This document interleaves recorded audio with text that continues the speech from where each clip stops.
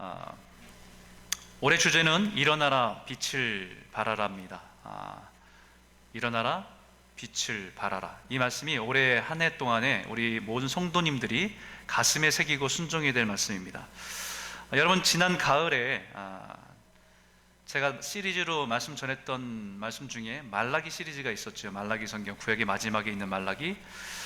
그걸 기억하실 겁니다. 어떤 분들에게는 굉장히 부담이 됐고 저에게도 마찬가지 부담이 됐던 말씀입니다. 마치 그 말씀을 준비하고 또 여러분들에게 말씀을 전할 때마다 제가 느낀 영적인 느낌은 마치 영적인 깊은 터널을 통과하는 것 같은 느낌을 많이 받았습니다.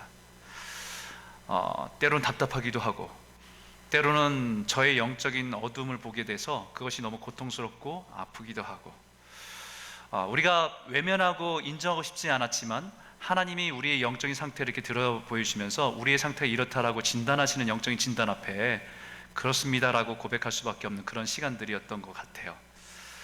그래서 마음은 참 많이 부담이 됐지만 그것이 하나님의 마음이 우리들을 정죄하기 위함이 아니라 결국 그 마음은 우리를 회복시키기 위한, 우리를 살리기 위한 하나님의 마음이었다는 것을 우리가 깨달으면서 소망을 갖게 되고 다시 믿음으로 회복되는 시간들을 갖게 되었습니다.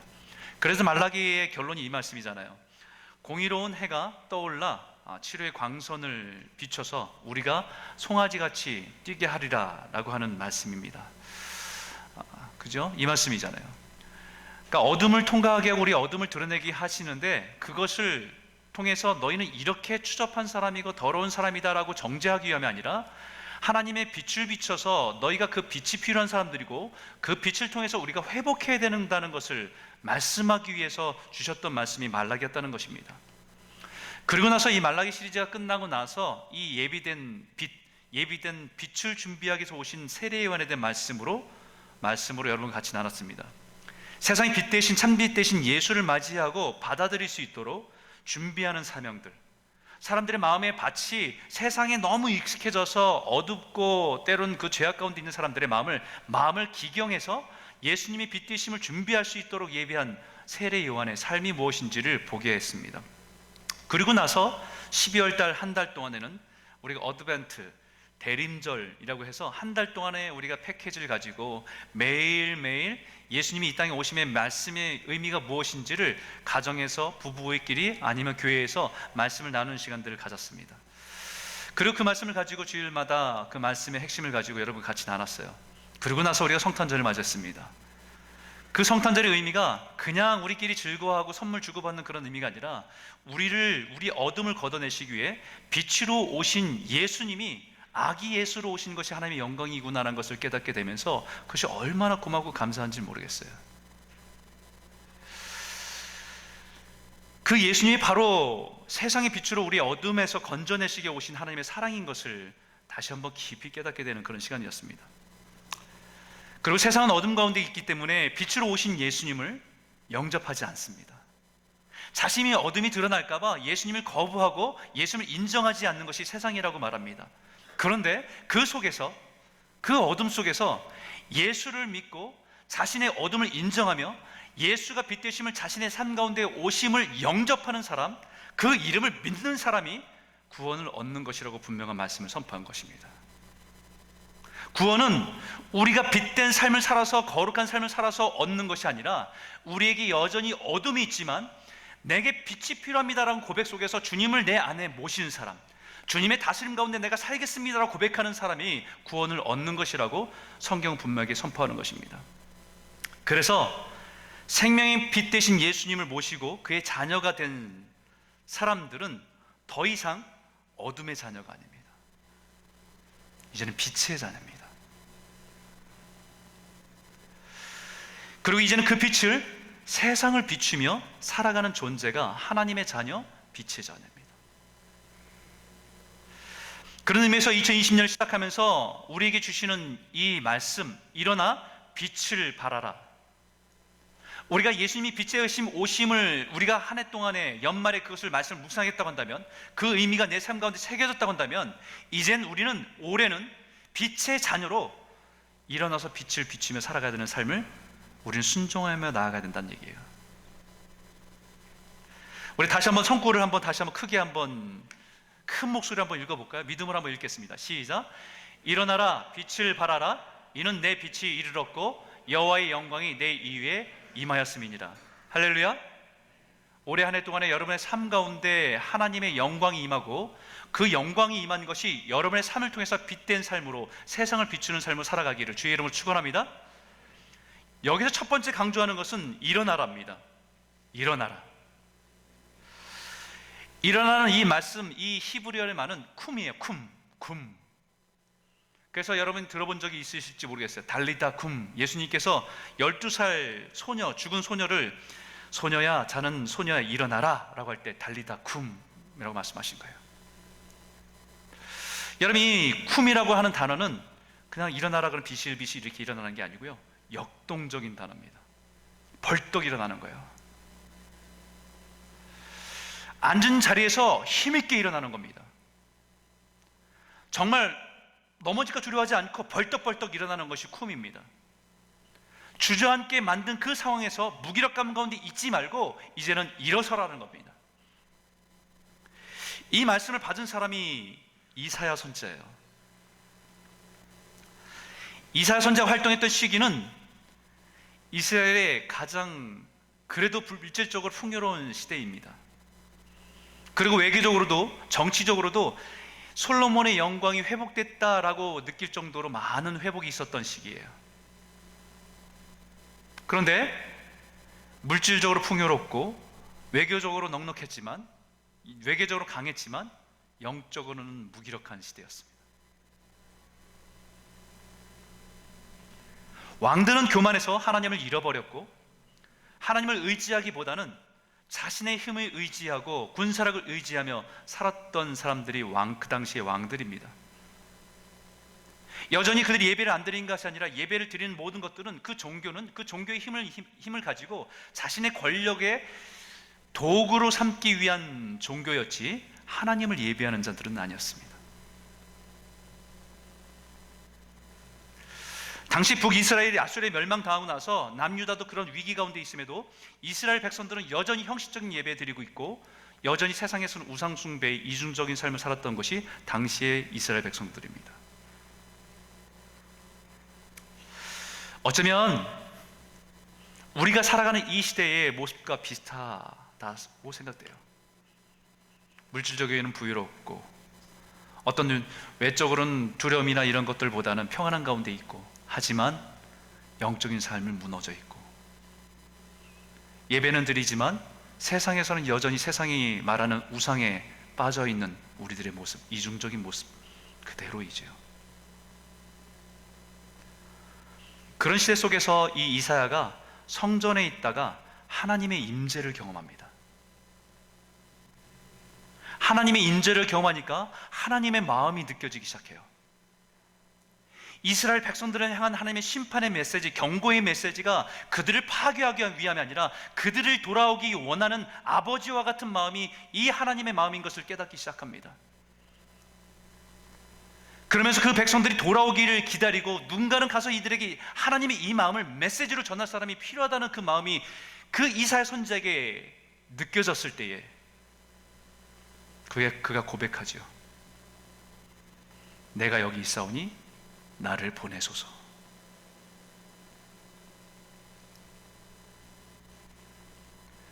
세상을 보면 답답한데 하나님의 마음을 아니까 그 자리에 견딜 수가 없는 거예요. 내가 여기 있습니다. 나를 보내주십시오. 여러분, 얼마나 이 말을 들었을 때 하나님 기뻐했겠습니까? 답답한데 그래 내 마음을 이해하는 사람이 한 사람이 있으니 얼마나 좋겠어요. 그런데 하나님이 그래 너 보내겠다 라고 하기 전에 먼저 말씀하신 것이 있어요. 이 말씀을 하십니다. 네가 지금 그 말씀을 가지고 나가 세상 사람들한테 복음을 전하고 메시지를 전할 때 기억해야 돼. 뭘 기억해야냐면, 너희는 듣기는 들어도 깨닫지 못하고 보기는 보아도 알지 못하는 백성을 만나는 거예요. 네가 하나님의 마음을 가지고 그 메시지를 전하기 위해 세상 가운데 나갈 텐데, 네가 만나는 이스라엘 백성들, 네가 만나는 하나님의 백성들은 보기는 보아도, 듣기는 들어도 깨닫지 못하고 보기는 보아도 보지 못하는 영적인 소경 상태라고 말합니다.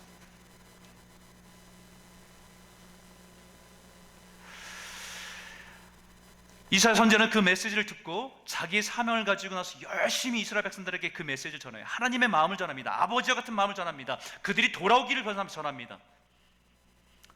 그러나 좀처럼 변하지 않습니다. 현실 앞에 무너지고 낙심하기를 수없이 반복합니다. 우리 이사야를 읽으면 굉장히 강한, 메신저로서 정말 가능한 캐릭터를 갖고 있을 거로 생각하는데 우리가 똑같아요. 열심을 냈는데 상황이 바뀌지 않으면 마음이 무너지잖아요. 목회자도 마찬가지입니다. 하나님께 몸부림쳐 기도하지만 열심히 애를 썼는데 바뀌지 않는 상황, 바뀌지 않는 현실을 보게 되면 무너질 때가 참 많아요. 그러다가 다행인 것은 이 이사야가 섬기는 시기에 경험했던 왕 중에 한 사람, 히스기야가 선한 왕, 착한 왕이잖아요. 그 왕이 전의 왕들과 다르게 종교 개혁을 시작합니다. 유월절이 회복되고 성전을 청소하고 종교 개혁이 막 시작되는데, 정말 그때만 돼도 이사야 선지자는 야, 이제야 비로소 하나님의 부흥이 시작되는구나 라고 생각했어요.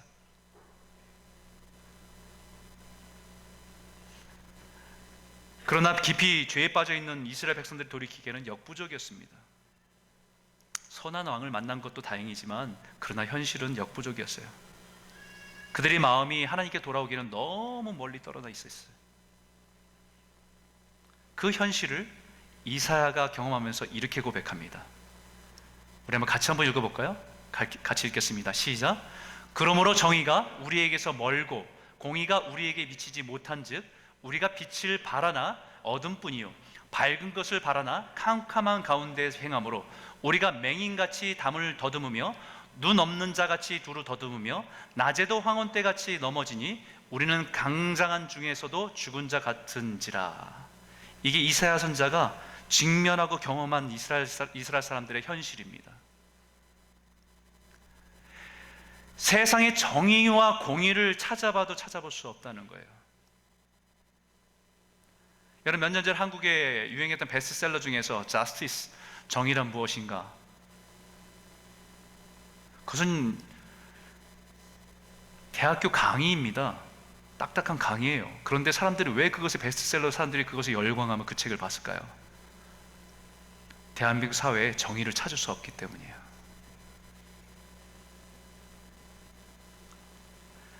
우리가 오늘날 돌아봐도 정의보다는 불의가 더 강한 것 같고, 하나님의 공의는 나타나지 않는 것 같고, 하나님이 계시다고 하면 어떻게 이런 일이 있을 수 있을까라는 일들이 세상 가운데 비일비재한 세상 속에 우리는 어디선가 빛이 비쳐서 소망을 보고 싶은데 그 빛은 찾아볼 수 없고 어둠뿐이고, 사람들은 무엇인가 열심히 사는 것 같은데 어둠을 더듬으면서 살아가는 답답함을 가지고 살아가는 것과 같은 모습을 보고 있다는 것입니다.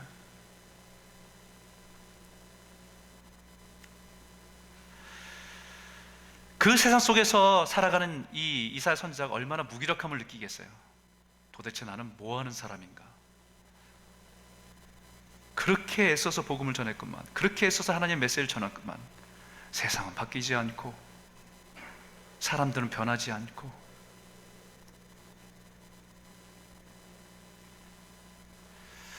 아마 목회자들도 그럴 겁니다. 저도 그렇고요. 현실을 보면 무너질 때가 너무 많아요. 나는 뭐하는 사람이지 도대체? 이런 질문이 들 때가 참 많습니다.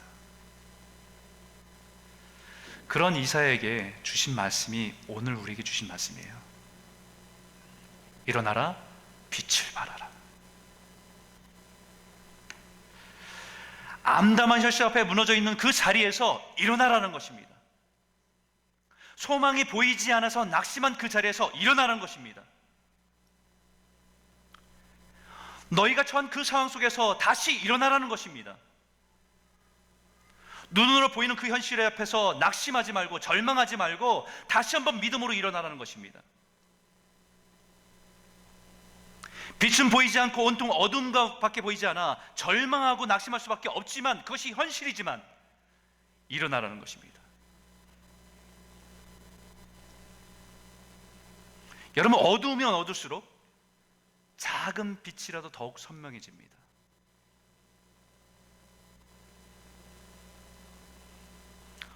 어둡다고 탓하지 말고 네가 비출 수 있는 그 빛을 세상을 향해서 일어나 비추라는 거예요.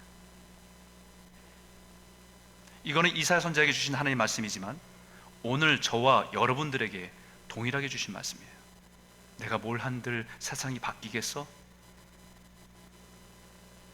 그래도 일어나라는 거예요. 야고보서에 우리의 신앙에 대해서 이렇게 말합니다. 영혼이 없는 몸이 죽은 것 같이 행함이 없는 믿음은 죽은 것이다. 죽었다는 것은요, 어둠 가운데 눌려 있다는 거예요. 우리가 죽음을 생각할 때는 코끝에 호흡이 멈추는 것을 죽음이라고 하지만 의학계에서도 뇌가 죽은 상태는 뇌사라고 얘기하고 심장이 멎은 상태를 우리가 죽은 거라고 얘기하지만 영적으로 얘기할 때는요, 영적으로 반응하지 못한 게 죽는 거예요. 진리를 보고도 그것에 대해서 반응할 수 없는 것이 죽은 겁니다. 죽은 그 자리에서 일어나라는 거예요. 영적인 잠, 영적인 게으름에서 빠져있는 그 자리에서 일어나라는 겁니다. 이래서는 안 되는데, 이렇게 살아서는 안 되는데, 더 영적으로 깨어서 주님께 더 가까이 나아가야 되는데 라고 결심만 반복하고 있다고 한다면 그것은 문제입니다. 그 자리에서 일어나라는 거예요. 그 자리를 박차고 일어나라는 것입니다. 세대가 어둡고 영적으로 혼란한 것이 이유가 될 수 없습니다. 주님도 우리가 살아가는 세상을 모르지 않습니다. 그래서 이 말씀을 하신 이후에, 우리에게 주신 일어날 빛을 발하라 이 말씀을 주신 이후에 이렇게 말씀하셨어요. 같이 한번 읽겠습니다. 시작.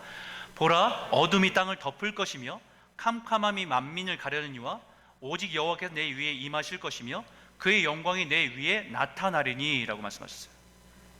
일어나라, 빛을 발하라 말씀하시고 나서 이제 좋은 세상이 올 거라고 말씀하시는 것이 아니라, 보라, 어둠이 땅을 덮을 것이며 캄캄함이 만민을 가릴 것이라고 얘기합니다.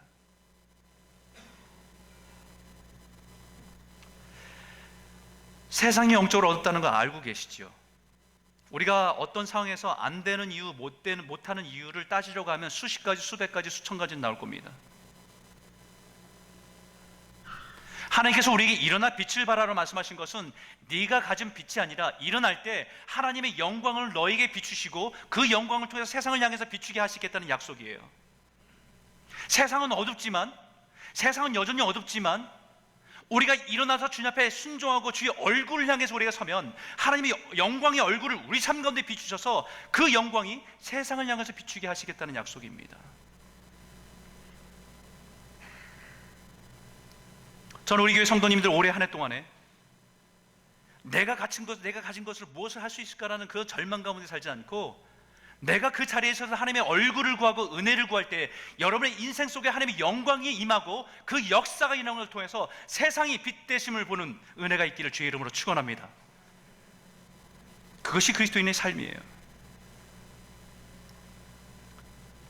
제가 예전에 있던 교회에서 교육부를 담당할 때 함께 하셨던 분들이 좀 있습니다. 권사님 부부예요. 여러 가지 일들을 같이 생각하면 참 재밌게 생각했던 적이 있습니다. 그런데 그분은 늘 어떤 사역을 같이 하다가 어느 순간 되면 뒤를 이렇게 물러서는 거예요. 그러면서 늘 하시는 얘기가, 내 삶이 조금 더 하나님 앞에 헌신하고 싶다는 얘기를 해요. 헌신하고 싶은데 문제는 내 삶이 허락지 않는다는 거예요. 해야 될 일이 너무 많은 거지요.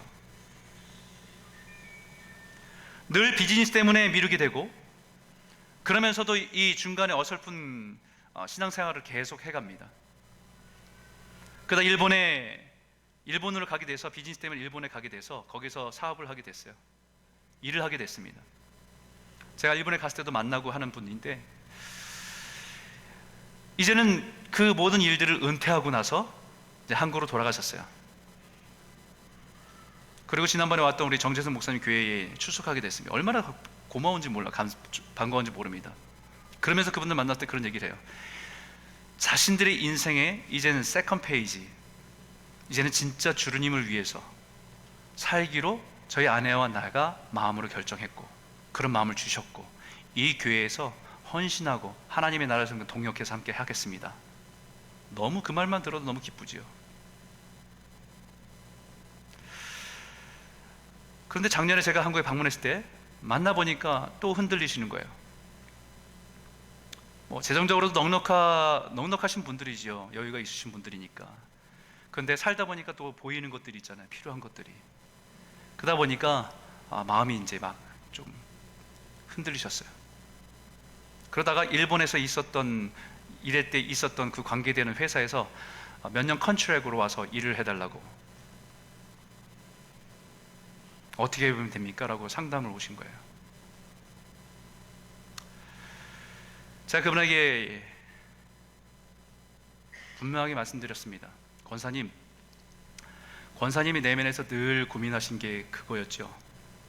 그리고 이제 은퇴하시고 나서 분명히 하나님께서 당신들을 인도하시고 하나님 그런 마음을 주셔서 지금 그 일을 할 수 있는 기회를 주셨다고 분명히 응답받고 시작하신 일이죠.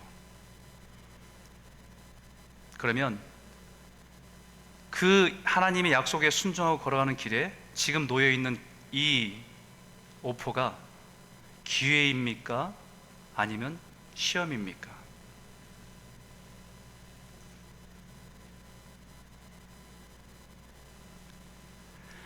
교회를 세우도록 부르신 그 일이 작은 일 같습니까? 하나님의 나라를 위해서 내 인생을 드리고 작은 일에 충성하는 것이 작은 일 같아 보입니까? 그 작은 일에 하나님께서는 자신의 아들을 핏값으로 내어주셔서 사신 것이, 그것이 결코 작은 일이겠습니까?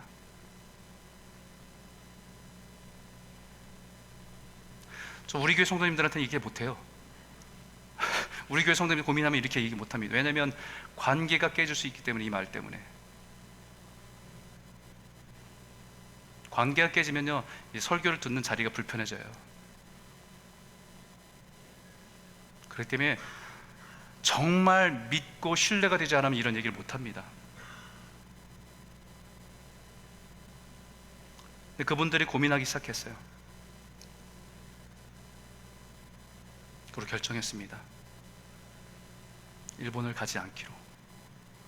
그리고 자신들이 첫 번째 우선순위가 교회를 위해서, 하나님 나라를 위해서 섬기는 것으로 자신이 한 것을 따라서 그것을 할 수 있고 또 다른 일을 할 수 있는 것을 찾아보겠습니다라고.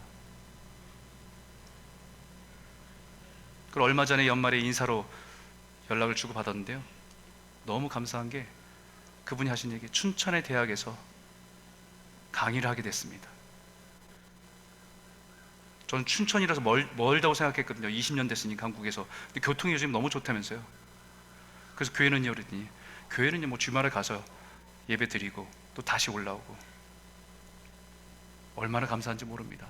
저 같은 나이에 그런 기회가 열릴 줄 몰랐습니다.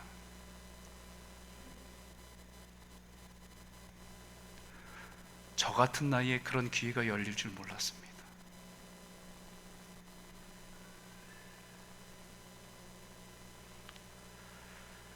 저는 그런 얘기를 들으면요, 너무 행복해요.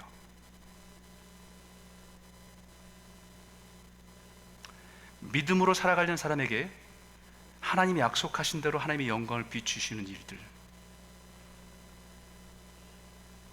그 신실하신 하나님이 역사하고 계시는 것을 보게 되는 것이 너무 기뻐요.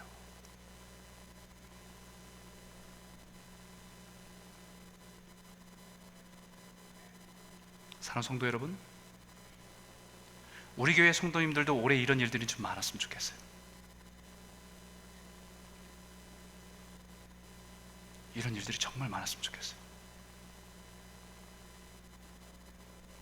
우리가 정말 하나님 앞에서 붙들어야 할 걸 붙들고 지켜야 할 것을 지키고 살아갈 때 하나님의 그 인생 가운데 영광의 빛을 비추시고 살아계심을, 역사하고 계심을 나타낸 일들, 그런 일들이 저와 여러분의 삶 가운데, 가정의 기업에 넘치기를 주의 이름으로 축원합니다. 두 번째 주님의 명령은요, 일어나라 다음에 뭐예요? 빛이라. 예수님께서 너희는 세상의 빛이라 말씀하시면서 우리를 책망하신 말씀 기억하시지요? 몇 번 말씀을 나눴습니다. 책망하신 말씀, 너희는 세상의 등불이다 말씀하시면서 왜 그 등불이 등경 위에 있어야 되는데 왜 자꾸 말 아래 두고 침상 아래 두냐? 너희는 세상의 빛인데, 등불은 스스로를 태워서 세상을 비추도록 너희를 세웠는데 왜 자꾸 너희들은 그 등불을 밑에다 두고 스스로 그 가운데 네 자신만 따뜻하게 하고 네 자신만 비추는 인생으로 끝내려고 하냐? 그게 예수님이 빛 되신 삶에 대해서 말씀하시며 책망하신 거예요.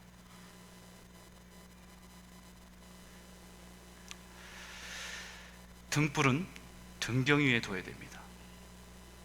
비춰야 되니까요. 등대는 어두워도 비춰야 됩니다. 등대는 비바람이 불어도 빛을 비추어야 됩니다. 누가 볼지, 누가 보게 될지 모르지만 등대에 할 일은 비추는 겁니다.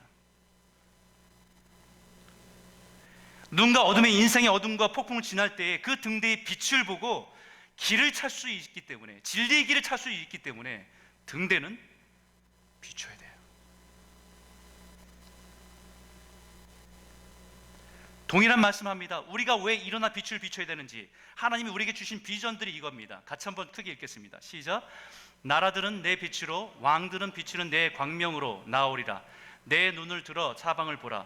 무리가 다 모여 내게로 오느니라. 내 아들들은 먼 곳에서 오겠고 내 딸들은 안기어 올 것이라. 이것 때문에 우리는 일어나 비춰야 하는 거예요.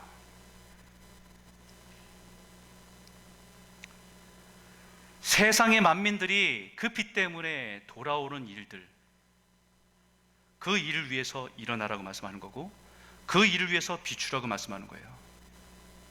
교회와 성도는 이 사명을 감당하는 때에 성도고 교회입니다. 그러기 위해서는 첫 번째로 눈을 들어야 돼요. 눈을 들어 서서 사방을 보라. 왜 자꾸 눈을 들으려고 합니까? 자꾸 엉뚱한 거 보니까. 현실의 어둠만 보고 낙심하고 있으니까, 당장 눈앞의 필요들만 보고 절망하고 있으니까 좀 눈을 들으라는 얘기예요. 뭘 봐야 됩니까? 우리는 사방을 둘러보니까 무리가, 하나님의 백성들이 주께로 돌아오는 것이 우리가 믿음으로 보며 살아가야 돼요. 이게 요한계시록의 말씀 아닙니까? 흰옷 입은 주의 백성들이 모든 열방에서, 족속에서, 백성에서, 방언들이 주께로 나온도다.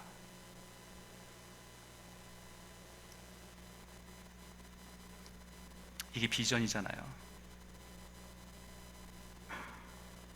이게 하나님이 보시는 비전이잖아요. 이 비전 때문에 교회가 세워진 거잖아요. 이 비전 때문에 저와 여러분들을 부르신 겁니다.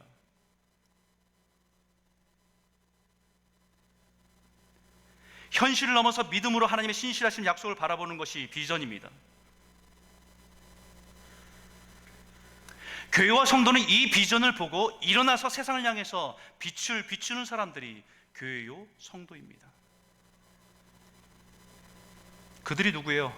거룩한 나라로 세움받을 사람들입니다. 왕같은 제사장으로 세움을 받을 하나님의 백성입니다. 그러나 지금은 missing, 잃어버린 사람들이에요.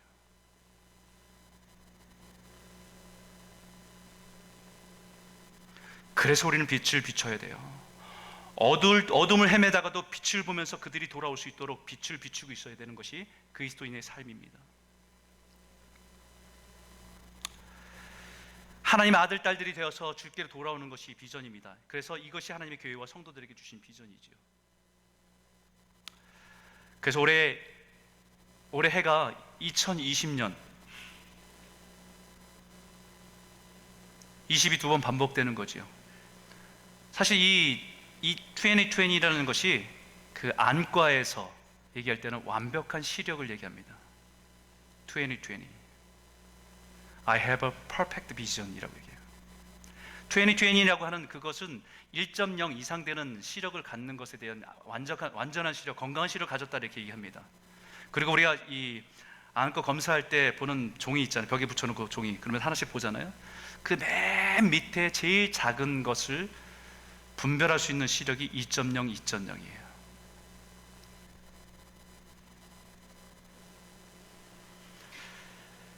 올해 2020년 비전이 완벽한 시력입니다. 내가 보고자 원하는 것을 보는 게 아니고, 흐릿하게 보는 게 아니고, 하나님이 보게 하신 것을 정확히 보고 순종하자는 말씀이에요. 영적으로 잃어버린 시력을 회복해서 제대로 보아야 됩니다. 제대로 보아야 제대로 살아갑니다.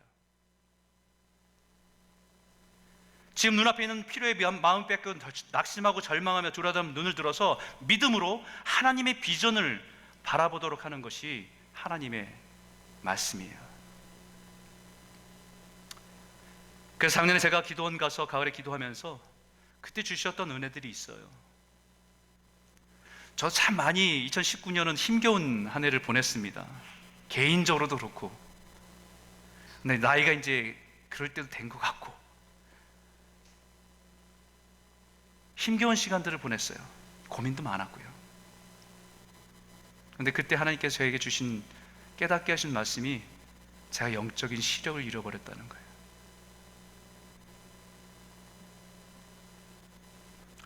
지금 당장 누가 있고 없고, 재정상이 좋고 나쁘고, 예배 환경이 좋고 나쁘고,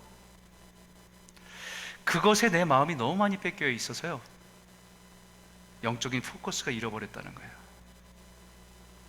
그러면서 저에게 질문하신 것이, 너 영혼에 대한 기쁨이 있냐? 라는 질문을 하셨어요.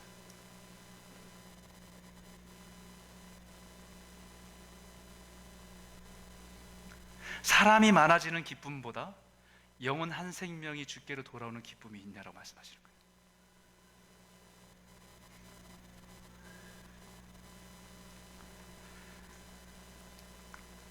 제 밤에 기도하면서 우리 성도님들이 이름을 불러가며 기도하는데요, 우리 교회 성도님들은 초신자들이 많아요. 근데 그분들을 정말 그분들의 생명을 위해서 기도해 보지 않았어요.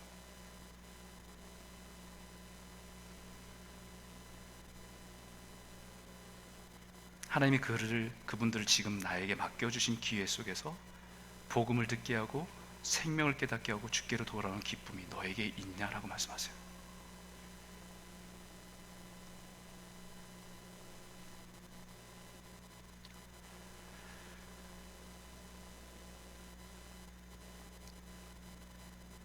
그게 하나님 저에게 깨닫게 해준 말씀이에요.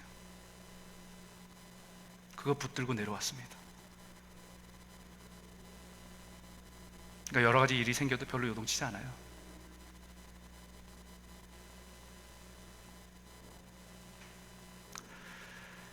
여러분, 나이가 드니까 제가 이제 노안이 생겨갖고요, 가까운 글씨가 잘 안 보입니다. 막 글씨 보려면 인상 쓰게 되고 잘못 읽고 막 그래요. 지난번에 한번 얘기했지만 어떤 분이 그 얘기를 듣더니 우리의 인생의 흐름에 따라 살아가시면 돼요.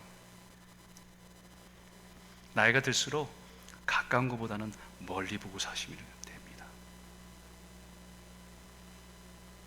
가까운 것보다는 좀 멀리 보고 살아가는 것이 어른됨이고 그것이 성숙됨입니다. 예전에는 요만한 거 하나, 사탕 하나 안 주는 거 하나, 이것 때문에 살아가는 어린아이죠. 어른이 될수록요, 멀리 보는 거예요. 그게 비전입니다. 주의 백성이 주께로 돌아오는 것.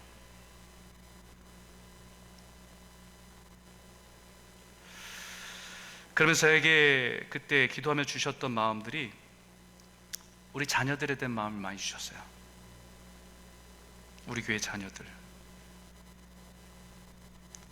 엊그저께 명단을 이렇게, 교회 성도들 명단을 이렇게 적어보는데, 저도 우리 애들이, 우리 교회 그 유스 애들이 지금 26명, 그 다음에 아동부 1학년부터 6학년까지가 11명, 그 다음에 킨더가든, 유치부에 있는 3살 이상의 유치부 되는 애들이 8명, 그 다음에 이제 베이비들이잖아요. 베이비들 이름을 한번 쭉 적어봤어요. 12명. 깜짝 놀랐어요. 진짜 많다, 애기들. 또 올해 4명, 5명 태어날 거예요. 저는 그런 생각하면서 그런 생각이 들었어요. 우리가 이민자로 살아가면서 나름대로 대한민국을 떠날 때는 보다 큰 세상에서 크게 자라기를 바라는 마음을 가지고 왔을 겁니다. 그런데 이민사회의 삶이 참 좁고 위축되잖아요. 그죠? 여러 가지로 위축되고, 우리가 소수민족이고 이민자고 변두리이고 주류 사회도 아니고, 이러다 보니까 우리 삶이 이렇게 위축되는데, 그 위축됨이 우리 자녀들조차도 위축되게 키우는 것은 아닌가, 너무 좁게 키우는 것은 아닌가 생각이 들었어요.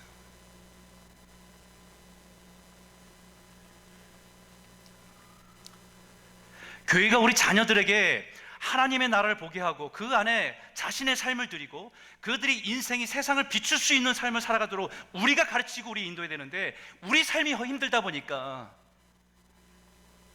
우리 자녀들에게 너무 작게 키우는 거 아닌가 생각이 들었어요.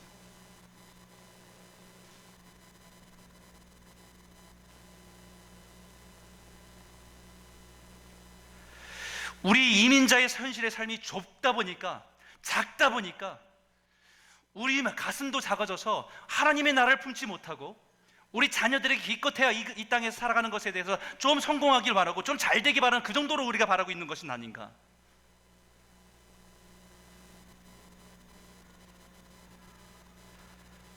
정말 이 아들이 세상을 비출 수 있는 빛된 삶을 살아갈 수 있도록 돕고 가르치는 것이 부모의 역할이고 교회의 역할이 아닌가.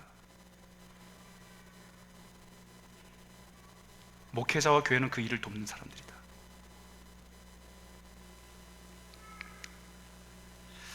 그런 생각을 하던 중에 예전에 한 기사가 생각나서요, 다시 찾아봐서 읽게 됐습니다. 스크랩했던 걸 다시 찾아보게 됐어요. 혹시 여러분들 기사를 읽은 적이 있으신지 모르겠습니다.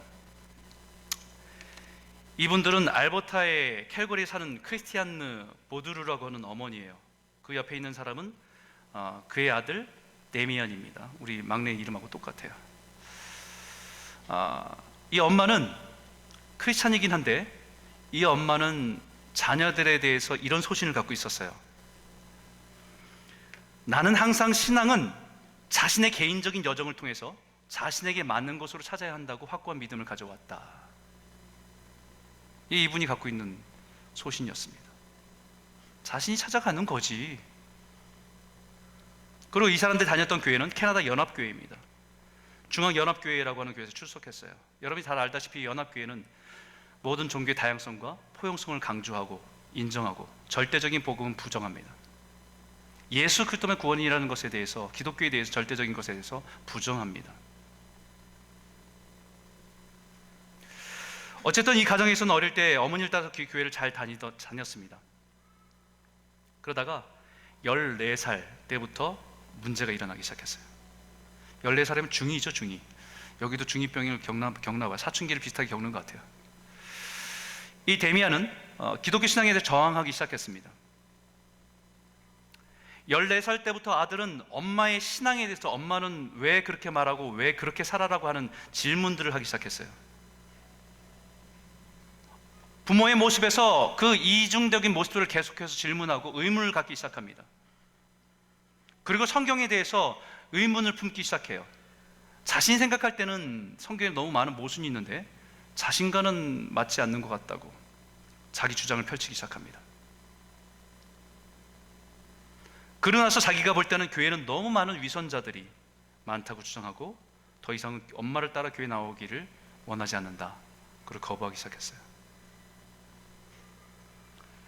그때도 엄마는 가지고 있는 생각은, 엄마 신앙은 자신의 개인적인 여정을 통해 찾아가겠지라는 생각을 했습니다. 그런데 데미안이 17살 때 여러 종교를 접하는 가운데 이슬람에 심취되기 시작했어요. 자기가 볼 때는 이슬람 사람들은 자기가 믿는 바대로 사는 것 같았거든요. 원리 원칙대로 사는 것 같았거든요. 그러고 나서 20살 때는 이슬람 교리에 철저하게 따르게 됩니다. 그렇기 때문에 그 이후에는 부모 엄마랑 만나면 자기가 믿는 것에 대해 교리가 다툼이 일어나기 시작해요. 그러면서도 저러다 언젠가 돌아오겠지라는 생각으로 했다는 자기의 생각이 그 당시에 얼마나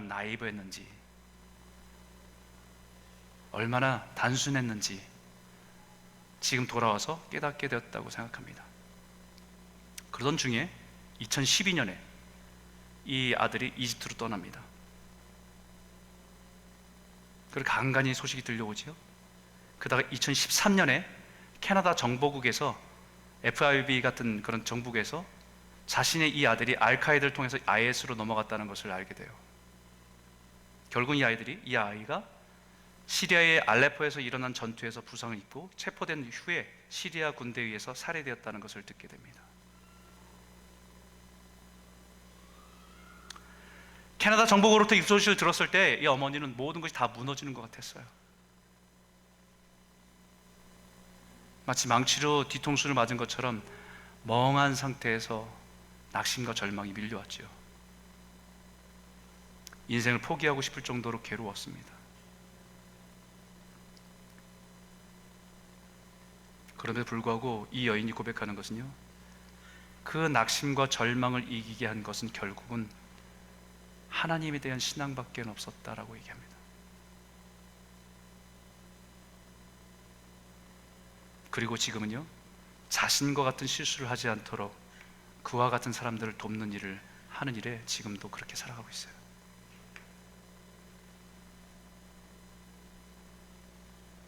저는 이 기사를 읽으면서 우리 자녀들도 이럴 수 있겠다라는 생각을 많이 합니다.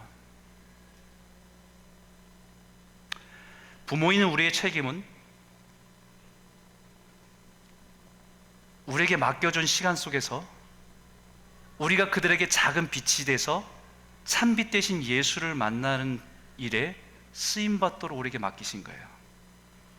우리는 우리 자녀를 받았을 때 이 아이의 인생을 언제까지 30대까지 40대까지 책임질 수 있다고 생각하는 착각입니다. 주어진 시간은 제한되어 있어요.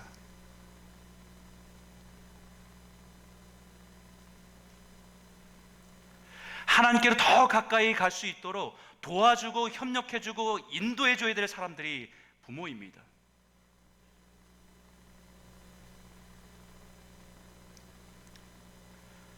우리 학생들이 지난주에 수련회를 하고 이제 돌아왔잖아요. 그럼 부모님들이 애들이 은혜 받으면 좋아해요. 왜냐하면 애들이 좀 태도가 바뀌거든요. 근데 부모님이 좋아하는 것까지는 거기까지예요. 애들이 영적인 체험을 하고 뭔가 좀 열리면서 하나님 앞에 반응하기 시작하는데 그 다음부터 닫게 하는 것은 부모입니다. 왜요? 교회에 빠져 살까 봐. 부모가 원한 건 하나예요. 이 아이가 은혜 받고 하나님 앞에 신실한 자로 살아가기보다는 부모에게 착한 존재로, 그리고 공부 열심히 하면 거기가 돼요. 아이들은요, 거기에서 부모의 이중성을 봅니다.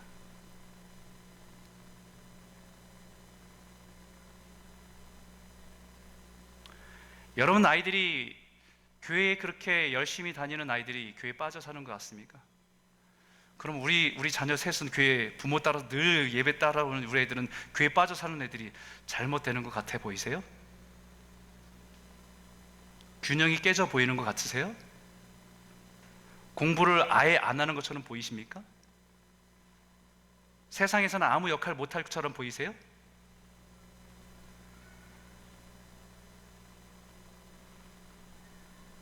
저는 제가 교육 목사로 아니면 중고등 사역자로 청년부 사역자로 있으면서 부모들이 자기의 생각으로 자녀 키우다가 후회하는 부모들을 세우라 하면 수백 명 세울 수 있습니다. 이제는 돌이킬 수 없고 이제는 그들을 자기 마음대로 될 수 없는 상황에 있는 그 부모들을 세우라면 수백 명 세울 수 있어요. 부모들은 다 자기가 하면 된다고 생각했거든요. 부모는요, 작은 빛을 비춰서 주님을 보게 하는 역할을 해줘야 돼요.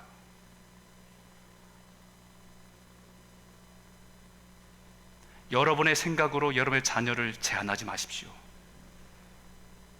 하나님은 여러분의 자녀를 통해서 세상에 빛을 비추는 하나님의 백성으로 세워서 쓰임받고 싶은데, 쓰고 싶은데 여러분 부모가 애들을 제한하지 마십시오. 부모가 하나님 앞에 헌신하지 않으면 아이들은 하나님을 찾아가기 어렵습니다.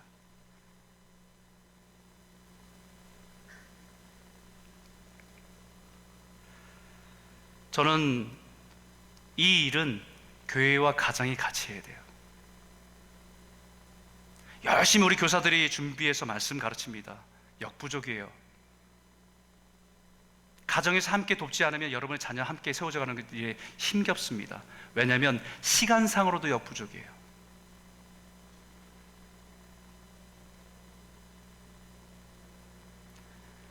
이 어두운 세상에서 빛으로 살아가기를 원하는데 세상을 보면 점점 더 어렵고, 그럼에도 불구하고 소망이 없어 보이지만 참빛 되신 주님이 소망임을 가르치는 것이 교회와 가정의 사명이기 때문입니다.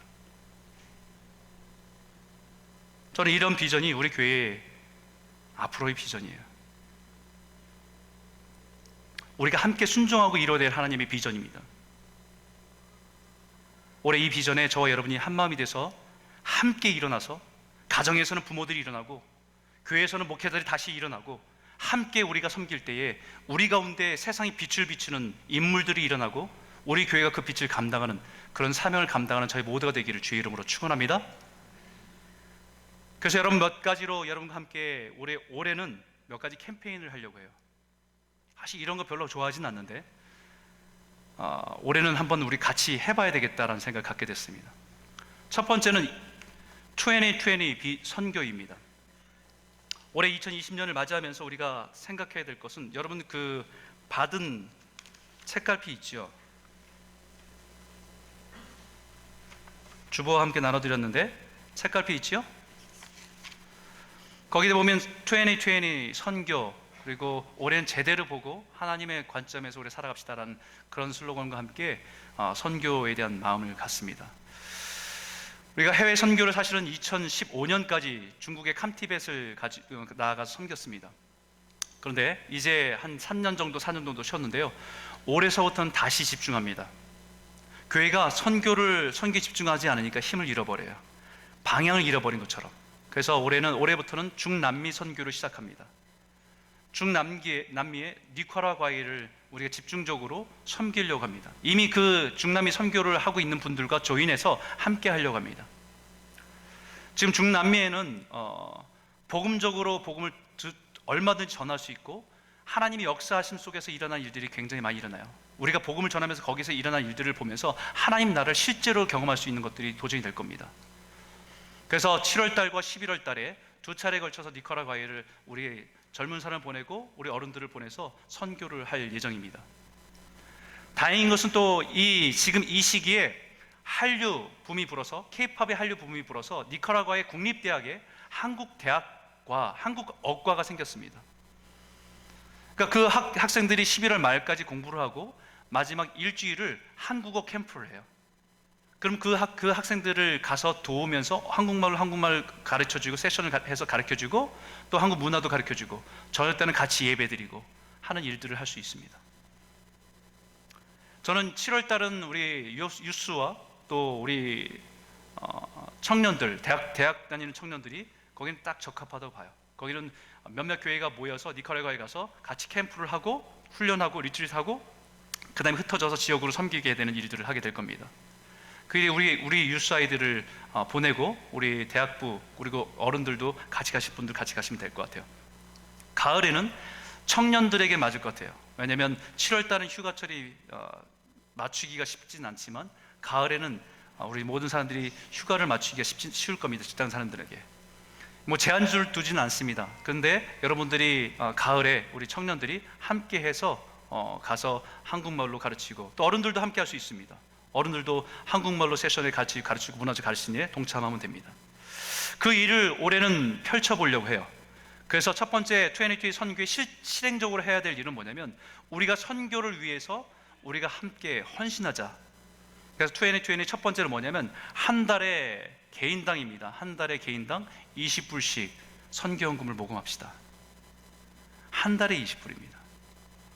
가정당이 아니고 개인적이에요. 우리 아이들이, 우리 큰아이는 이제 돈 벌 아르바이트 하니까 큰아이한테도 하라고 했어요. 한대요, 자기도 본인도. 근데 이것은 가는 우리 자녀들이나 우리 가는 사람들에게 도움이 될 겁니다. 그분들을 위해서 함께 모으는 거예요. 선교는 가든지 보내든지 기도하든지 우리는 다 선교사입니다. 내가 직접 못 간다고 한다면 우리 자녀가 갈 수 있도록, 아니면 우리 다른 사람이 갈 수 있도록 내가 재정적인 후원해서 보낼 수 있는 그 자리에 서는 것도 선교의 일원으로 동참하는 겁니다. 여러분 함께 그 일에 동참해 주시기를 부탁드리고요. 또 한 가지는 우리 자녀들이, 우리 어린아이 자녀들은, 우리 유치부나 이런 자녀들은, 유치부가 아니라 아동부나 이런 자녀들은 2부려도 되고 1부려도 됩니다. 마음을 모으는 게 중요하니까요.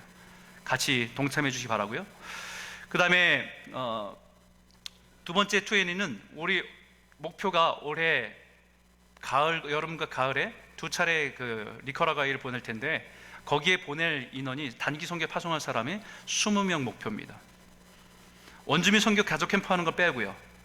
우리 여름에 7월과 11월에 그 사역에 함께 동참할 사람들을 보내기를 원합니다.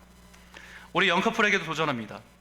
영커플도 결혼해서 이제 제일 좋은 거는 가정들이 열심히 일하고 여행 가고 어디서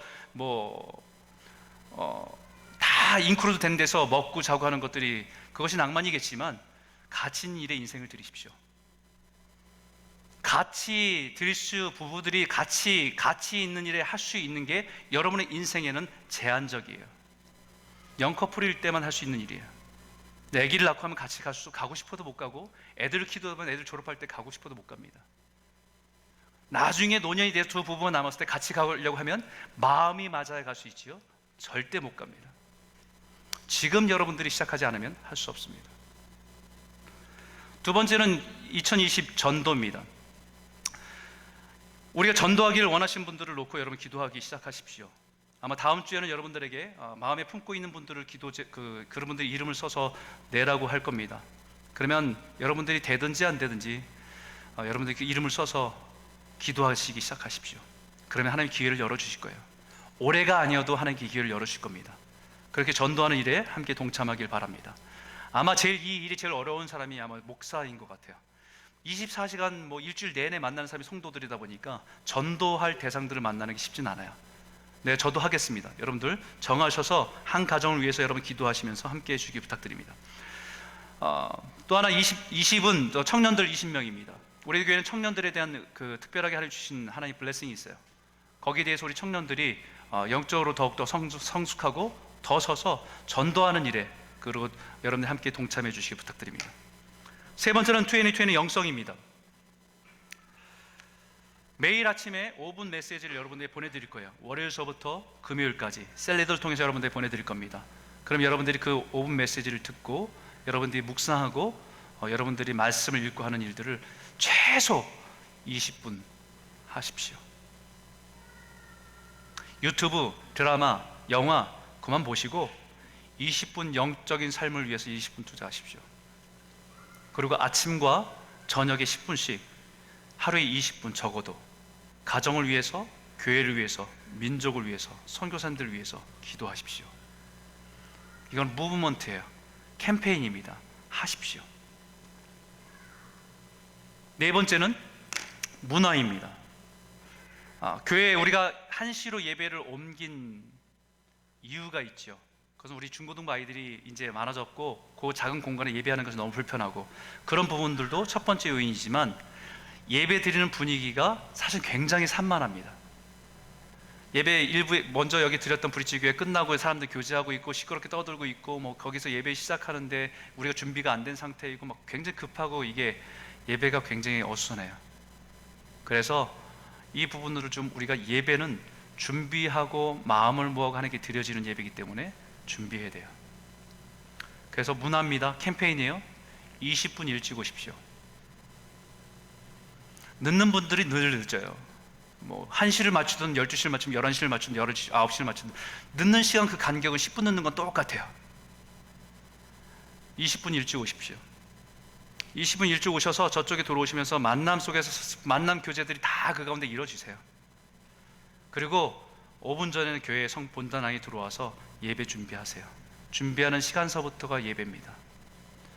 주일에 예배하기 위해서 준비하는 시간서부터 예배입니다. 늦지 마시고 20분 전까지 오십시오.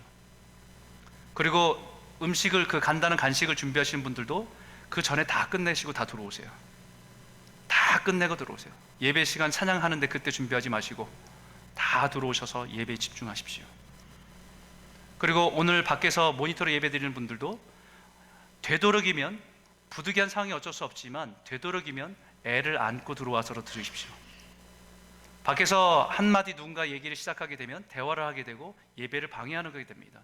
그 때문에 밖에 있는 분들도 되도록이면 들어오셔서 예배하시길 부탁드립니다. 그리고 두 번째 20은 우리가 지금 1부 예배와 2부 예배로 시간 간격이 10시와 1시로 벌어져 3시간 간격이에요. 그러다 보니까 저도 뭐 예배 마치고 한참을 기다렸다 1시에 또 2부 예배를 드리는 거예요. 그러다 보니까 이 1부 예배 나이 드신 연세 드신 분들이 1부 예배는 오시고 직장에 계신 분 1부에 계셔서 이게 갭이 점점 벌어집니다. 세대 간의 갭이 벌어져요. 그러다가 연합 예배 드린다고 같이 모였는데 되게 어색해졌어요. 이 갭이 점점 벌어집니다. 그러니까 여러분들의 부탁하고 싶은 거는 적어도 교회에 오시면 20명과는 악수한다, 20명과는 허그한다. 여러분들이 맨날 만나는 두세 사람 만나고 그 앞에서 계속 얘기만 주고받지 말고 노력해서요 새로운 분들에 다가가서 인사도 하고 오셨습니까? 어디 오셨습니까? 인사도 하시고 서로의 안부도 묻고 하는 교제들을 좀 노력해 주세요. 문화는 만드는 거예요. 문화는 만드는 겁니다. 여러분들 꼭 이 부분에 함께 해주시길 부탁드립니다. 이 네 가지, 이것은 캠페인이에요. 이것이 뭐 어떤 다른 것이 아니라 이것은 캠페인입니다.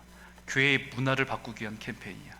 여러분이 적극적으로 그 일에 함께 해주시기를 부탁드립니다. 그러면 오늘 한 해 동안에 하나님 이 말씀이 정말 능력이 돼서 저와 여러분의 삶 가운데 빛으로 드러나고 세상의 어둠을 비출 수 있는 작은 빛으로 존재하는 저와 여러분 삶이 되길 주의 이름으로 축원합니다. 우리 같이 한번 기도하겠습니다.